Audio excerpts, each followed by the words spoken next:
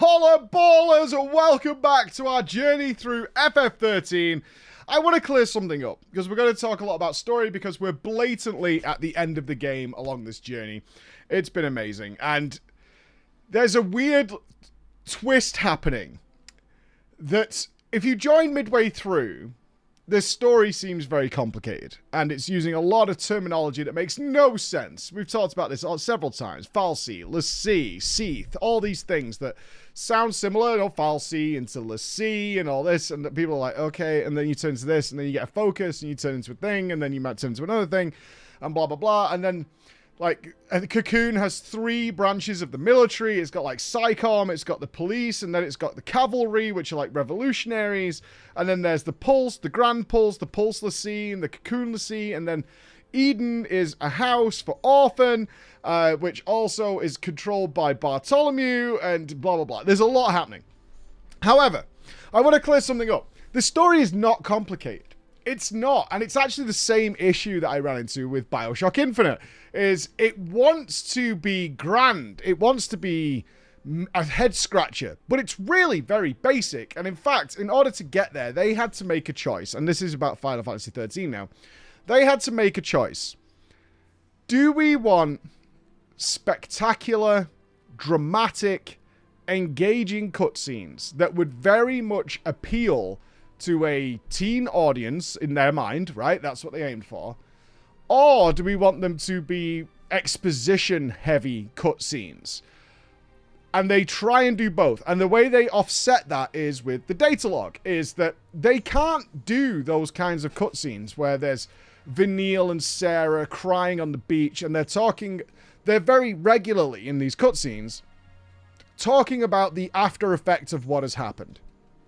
Not what has actually happened. Sometimes they do, but most of the time, they're dealing with the emotional impact of what's happened. So if we see Sarah in Snow, she's become a l'Cie, which is an important part of the story, and she's breaking off the marriage, and it's that emotional impact after the event, rather than, like, explaining clearly what's happened. So in order to get that exposition out there, they have some mini cutscenes where there's sort of reveals, and often involve Vanille. But then they have the data log, which is like 3 pages of text, and there's what? Sometimes like 12 per chapter, of which there's like 13 chapters. So there's a lot of them, and they will flesh out the context of what's going on, because it is not made very clear in the game. And often, and this is the problem we ran into yesterday, and got this discussion started, you're often doing things in the game that don't really make a lot of sense if you think about it. If you think about it too much, it's not going to make a lot of sense. And in fact, when you really reflect on what you've done for the last sort of 6-7 hours, it was very pointless. Very, very pointless in the grand scheme of this not particularly complicated story. The story is quite simple. There are gods. The gods can't harm each other. They need people to do it because they believe their god will return if that happens. That's the story.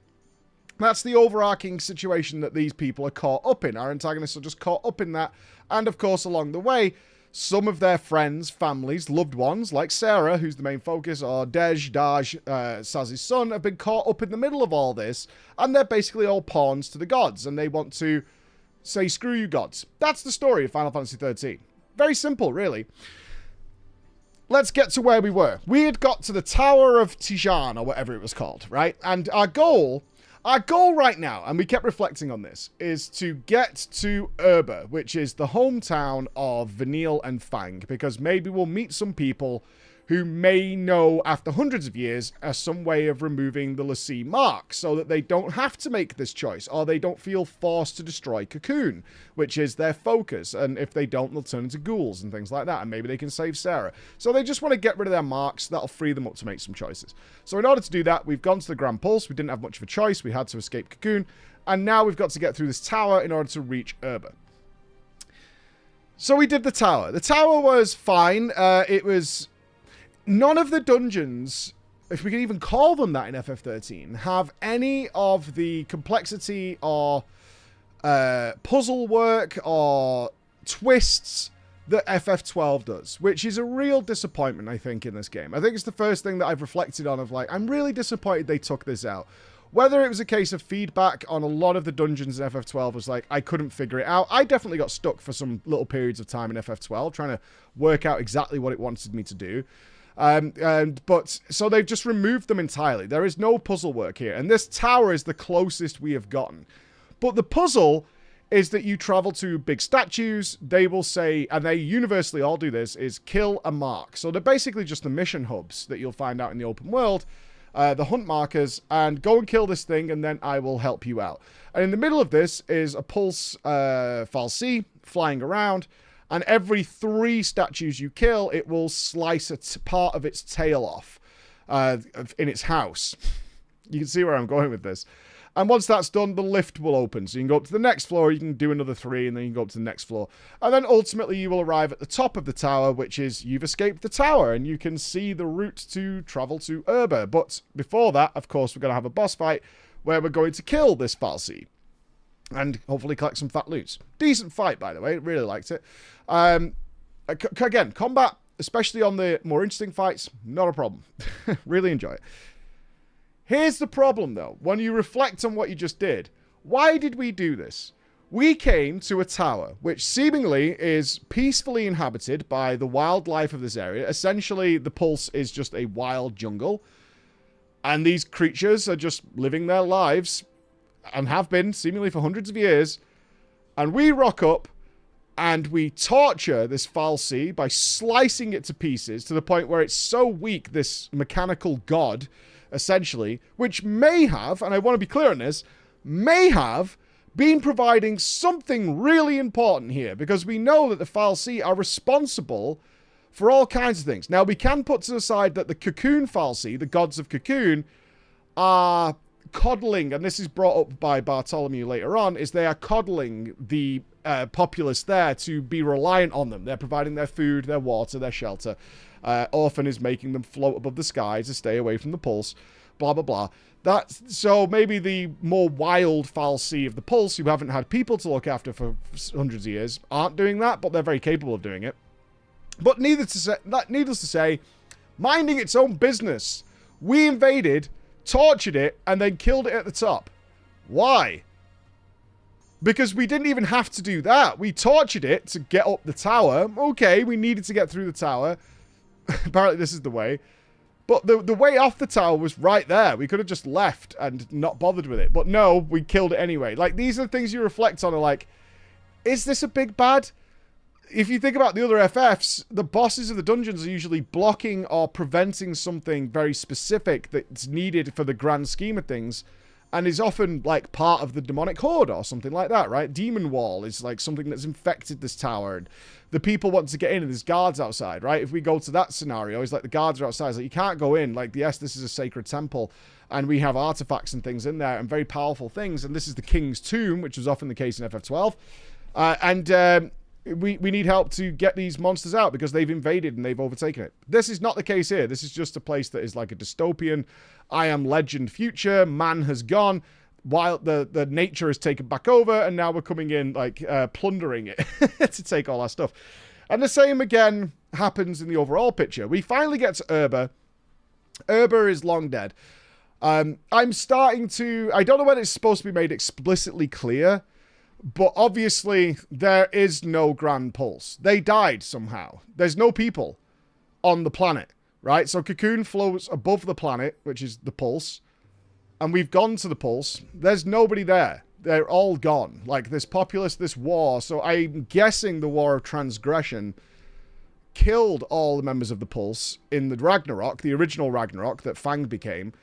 Or at some other later point, the fal'Cie got rid of them because they might have returned or something like that or whatever, and killed them off. Like, something happened. Like, they're all gone. And Urba is in fact covered in ash, which is seemingly falling from Cocoon, from the hole that was made.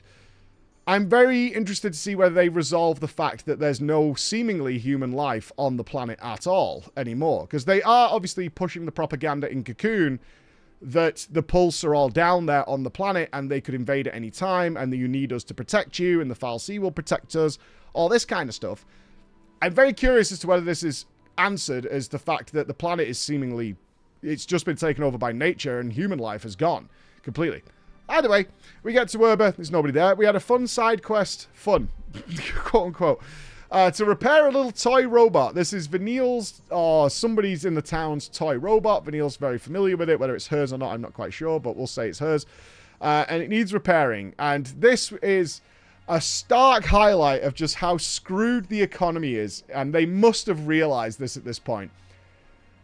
They made the decision, probably very early in development, that Gil will not drop from fights, which is a staple of Final Fantasy. The more fights you do, the more money you have.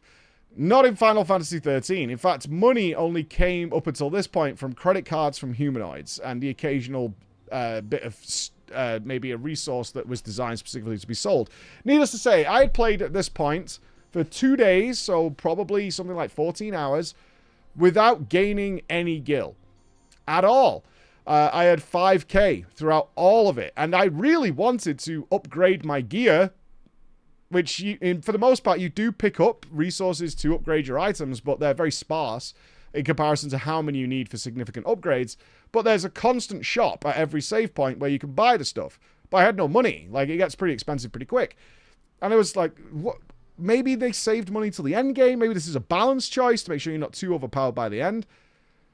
5k for the last 14 hours, right? I did the one quest for the robot. 500,000 gil it gave me.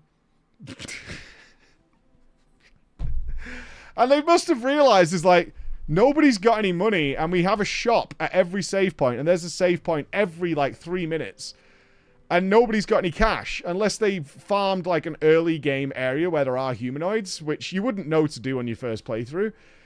Then nobody's got any cash, so we need to reimburse them somehow. We need to give them some money so they can actually, you know, utilize our upgrade weapons and accessories system, because it's sat there and we barely let them play with it. So we need to give them some money, because not enough drops in the world to really upgrade, say, 5 characters, right? You can maybe do 1, but, like, you're going to struggle.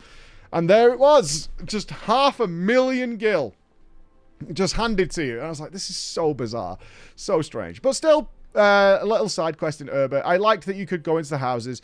They made an interesting choice here to have a lot of interactable lore points. They're only brief ones. It's like, this is an old train track that's rusted and decayed now. So obviously the town's been abandoned for a very long time.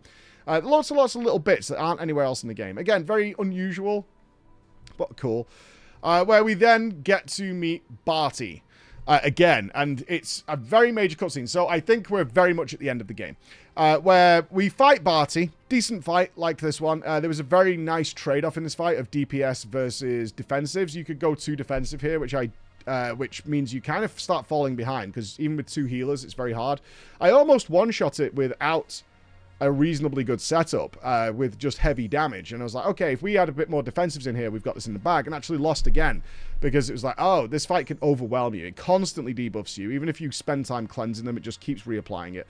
But his stagger bar is very low. I liked this trade-off, because I now know if I went in again, I've killed it, but if I went in again, I could probably shave like 4 minutes off this fight by just blasting it and doing very temporary heals. To bypass it, because it kept dispelling you and stuff like that. So it really wants you to just kind of go at it. It was a good fight. I liked it. But then we get the massive cutscene. This is, again, one of those big, spectacular ones. Okay, so this is where we're up to for you non-FF13 players as to what is going on now. It's very clear our travel to the Pulse, to the planet, is an utter waste of time. We achieved nothing whatsoever. So we're going back to Cocoon. Barty is actually giving us a ship. He wants us in Cocoon to cause Ragnarok. He wants us there. But he also wants to make sure he's pushing, very much like an Ascian, who is trying to, very much like Emmett Selk, who is trying to invoke the people to cause the problem, that's Barty's plan as well. So Barty has resigned, and in his place, he has put Sid. He's resed Sid. Sid is back alive, but he's like a shell of his for himself, and he's a puppet. And he's put Sid in charge to cause fear and unrest amongst the populace. He's then going to unleash the creatures of the Pulse within Cocoon, so that the people of Cocoon believe they are under attack and it's a Pulse invasion. Again, no humanoids. He's sending the creatures, because there are no humanoids. He's going to send them in. He's also, with Sid in place, this is going to cause the cavalry, which is the revolutionary military wing of Cocoon, to kill Cid and cause even more unrest so that the people start civil war and fighting in the streets and start killing each other. And now he wants us there in order to defeat Cocoon. Like, he's either hoping the people will get into such a war that they will kill Cocoon themselves, which is very unlikely, or that you will turn up, become Ragnarok, kill Orphan, which will cause Cocoon to crash into the planet. That should kill everybody, and the Maker will return. So Barty is here to sow the seeds of chaos. And then we get the cutscene of Cid being killed again. Poor Cid. The cavalry do rock up and just shoot him in the head.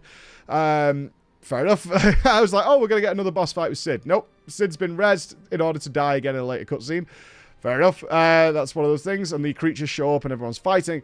And it's all breaking down. And we're making the choice to go to Cocoon to kill Barty, because maybe that'll put a stop to everything. Although, why it would, I don't know. But I am aware we're seemingly on the final chapter of the game. And this is going to be the big conclusion. We were talking, kind of memeing, of like whether this story will wrap up nicely. It will. Because, again, it's not that complicated. The more I've reflected on it, it's like, it's not that difficult. We're likely to kill Barty, and then in some way that will cleanse our focus. I imagine I can almost feel a bait and switch coming where the team turns to Crystal, but Sarah gets revived, and then she does something, and then that brings them all back. Because obviously there's an end game, so you kind of suspect either they have to reverse time, or, like they did in FF13, you go back to an earlier point in the game, or everybody will be fine at the end, and then you can wander the world of Pulse, because Pulse is where the end game is. We've seen the planes. Is likely what's to happen. So I think our next episode will be the finale of this game. And we'll be able to talk roughly about it. But I'm certainly getting the vibe. I'm not getting the vibe. This is what I see. I see a game that was making spectacular cutscenes. Probably what they sold as next gen in the marketing. And they are. They still hold up today, by the way. The cutscenes are phenomenal. They're really well done. There's a crazy action scene where all the Eidolons show up and they're fighting and blowing up all these bike races and things like that. And it looks like Tron. It's really well done. And they wanted the focus to be on the action and the wonderful animation team that worked on these cutscenes. But they didn't want to overburden it with the thick story. Not complicated, but dense story with a lot of lore and world building in it. So that was backed off elsewhere. But you should, from the cutscenes, be able to overarch understand what's going on. So we'll see where it finishes up. And that'll be the next episode. Whew, that was a lot to talk about, man. This game is a conversation starter. That is a absolute... when you meet two people who've played this game, it is a conversation starter. That's to be sure. I'll see you again, guys. Bye-bye.